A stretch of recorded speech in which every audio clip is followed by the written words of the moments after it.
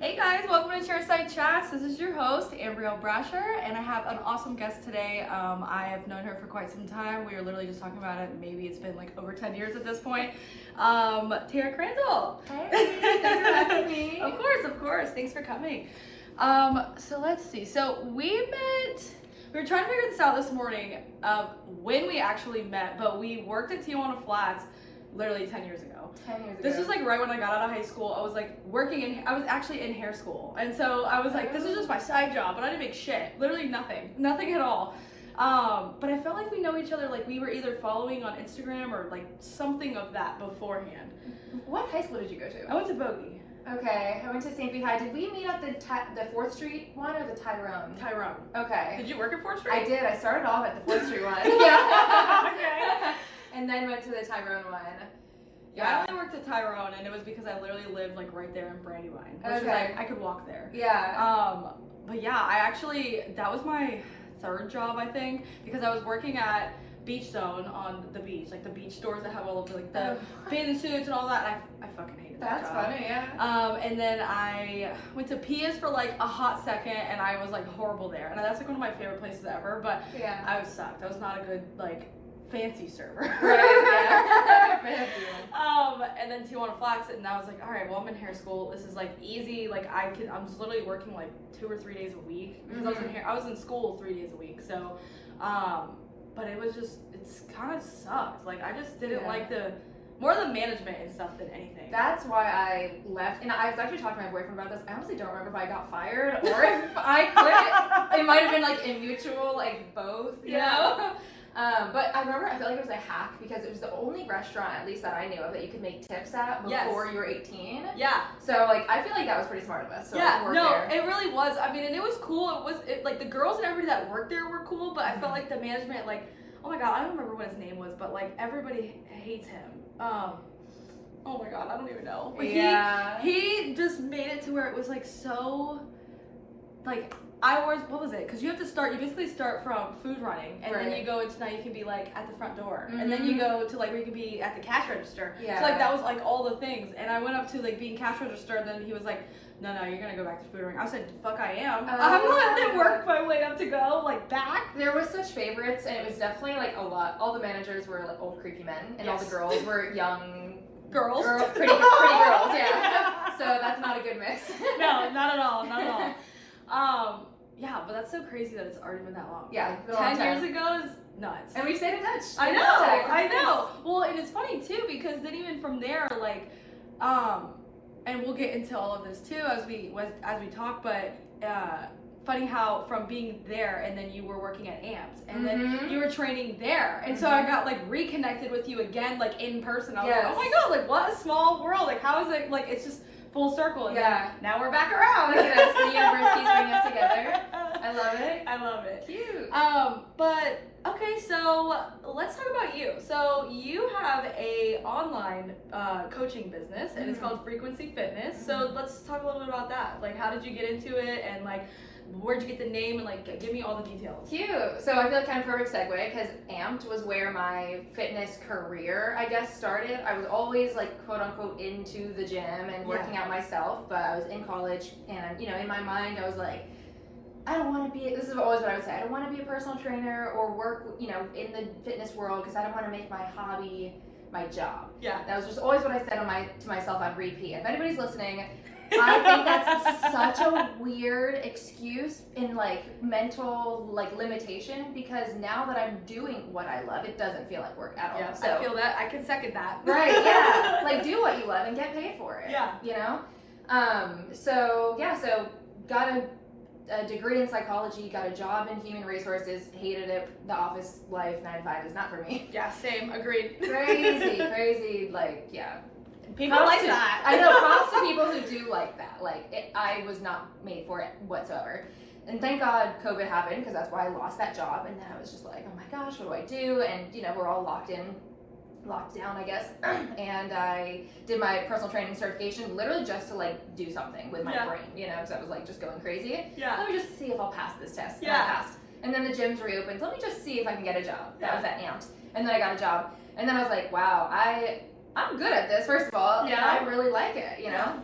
I'm having a good time. Doesn't feel like work. I'm really looking forward to it. Time Do you have flies. a lot of clients at AMPS?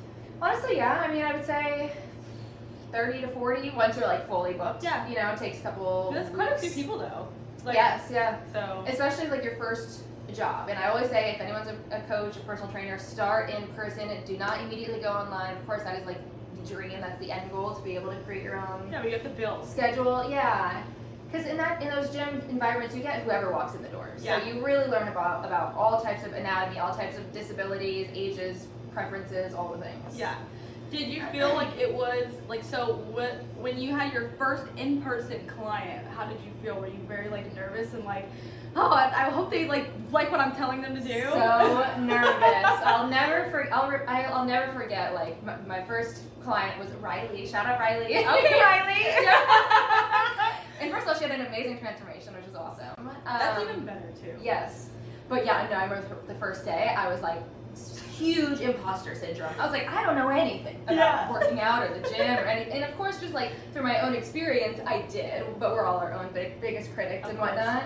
Oh yeah, it was such like, the first like 3 clients, I feel like I was like, so scared. They're like, does she know what she's doing? Or Right. I felt more like an actor than anything, you know, because I was like, you just gotta pretend like, you know, you're doing it at least. Sometimes you gotta fake it till you make it, but Yes. hey, you made it. Yeah, and I think that's like the best advice. It's like manifesting it, you know, you have to like embody and envision what you want to be, and then you just become it. Yeah. Yeah, and it was fun, it was a good time, and at AMP specifically, the managers are the ones who got the clients. You know, they did like the whole sales process and whatnot, and then they just kind of handed you clients. Yeah. So that was really good to just focus on just the personal training side of things. Yeah. And again, just any type of person. And then I was there I actually did move up, so then I became a manager who was doing just the selling, but then I wasn't doing any of the training. Which you didn't love. Hated that, honestly. Yeah, like had like a huge mental breakdown. I think I did that for like 3 months, but I felt confident in like what I was selling, right? I'm talking to these people who know nothing about their health, they want a personal trainer, but I felt weird kind of, this might sound bad, but selling other coaches who I don't really know their style. I don't think they're true. that I didn't think cool. about it like that. Yeah. Like, you know, I was like, I'm about to put you with, let's just say Jessica or whatever, and I wouldn't train Jessica, or I don't really know, you know, what Jessica's all about. Like, Right. I would love to coach you, but like, you know, just the structure of that business, you couldn't do both. And you know, that's not where my heart was at. So it was a definitely like a needed skill for me to learn. Yeah. Because then I did learn how to sell myself and how to be able to have those conversations outside of just doing the actual training. Yeah. So then I actually went to Crunch, and that was kind of a mixture of both. I didn't know you went to Crunch. Oh, I yeah. didn't know you went to Crunch. That was my last like in-person step. So over the course of 2 years, the last 6 months, went to Crunch, and I liked that setup because I was getting the clients for myself, which I just felt. And then I mean, honestly, I could just see my skill, I guess, just get so much better because I was confident in what I was selling, who I was working with. I knew that I could personally help them and whatnot. Yeah. And yeah, the results spoke for themselves. And that's when I decided to only work with girls. I think it was kind of just natural. I was like, I'm not about to sit down with this guy. You know, I feel like that is also like, I don't know, because when you're working with, as someone that's working out, like as a woman, you know how a woman's body works, you know how, like what their, like hormones and all those kind of things, because you can relate. Yes. For a man, it's different because they have different goals. They're trying to either get real jacked up or they're trying to lose weight or whatever. And like in certain aspects, I feel like with that, you could probably help with like the basics, but like getting down to like the nitty gritty of like, this is really what my goal is and this is how I want to be able to like get. I feel like doing a woman to woman is a little easier. Like same with Sean, like right now, you know, like he's working with a male that has similar goals and knows what he's doing because he's not going to work with a female that is nothing of what he wants. You know what I mean? Yeah. So I can see that of like feeling like, okay, I think I really do want more just like women based. Yeah, I felt more confident in what I was doing. It felt more natural. It also just like, you know, of course there's like those one in every like 5 guys I feel like was like creepy and only hired me because they wanted to be seen at the gym with me you or something like that, or they wanted me to watch their we're not bench press. together. Yeah. And it was also like I couldn't carry their weights around, you know, and that was the big thing as a coach. Like this grown man can bench 95 dumbbells each, and I'm the one who's supposed to go grab them, and I'm like, you're holding one and then going back to grab another one. I'm rolling it, yeah. I was like, this is too much. Yeah. So yeah, that's when I kind of like really niched down to women. I learned a lot. I do think the coaches at Crunch where there was a lot of like high level coaches too, so we learned from each other and all of that. And then I just eventually it like clicked, and I was like, I mean, to be honest, obviously the gym is taking 60%, minimum 60% of what these clients are paying, and I'm doing all the work. I'm doing everything. Yeah. And the biggest thing is that I knew to the bottom of my soul they were not getting what they deserved, what they were paying for, because what they're getting is whatever machines are open, whatever dumbbells or part of the area of the gym was open within that.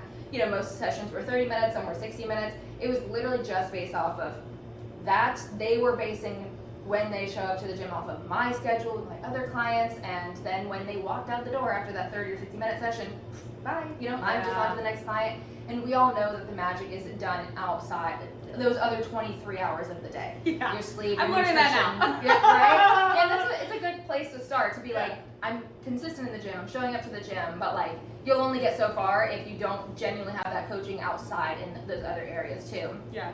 And, you know, we were encouraged to like tell clients to track food and whatnot, but they're not learning how to track food because we don't have that time, you know. Again, they're walking in for a 30-minute just sweat session essentially.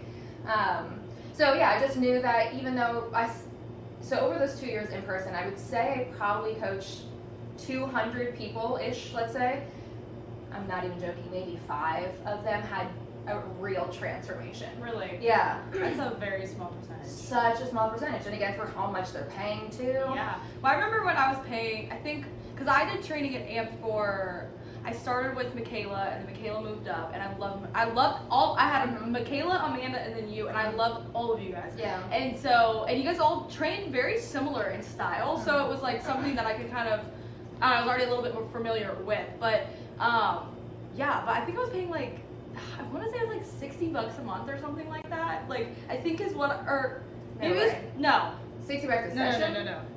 It was $35 a session, I think. Okay. Something like that. Right. I don't know where I got 60 from, but. Yeah. Still though, but I'm seeing them like maybe once or twice a week. And then I went to like once a week, and then it just ended up like, I just stopped it. But, but yeah, I mean, you're getting a lot, and it's really just, like you said, a sweat sesh, really. Yes. It's just in. A sweat sesh. It's very rare that you're following an actual program, because if your program should do barbell squats, but all the barbells are taken, it's just going to change based off of what's available. So you had some really good people. Yeah, I did. I love all of them, and they're so great. So, yeah. But I was happy, and I remember because Sarah was the one that actually like signed me up with training, and I was like, I don't want to have any males. I only want women. I was like, and you know, kind of like, I actually think I knew her previously too before the gym. Yeah. So it was.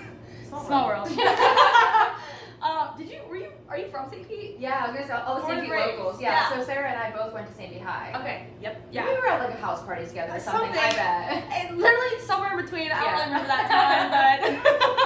Okay, good. Me either. But I told her that. But like saying that, I'm like, I don't want a male trainer.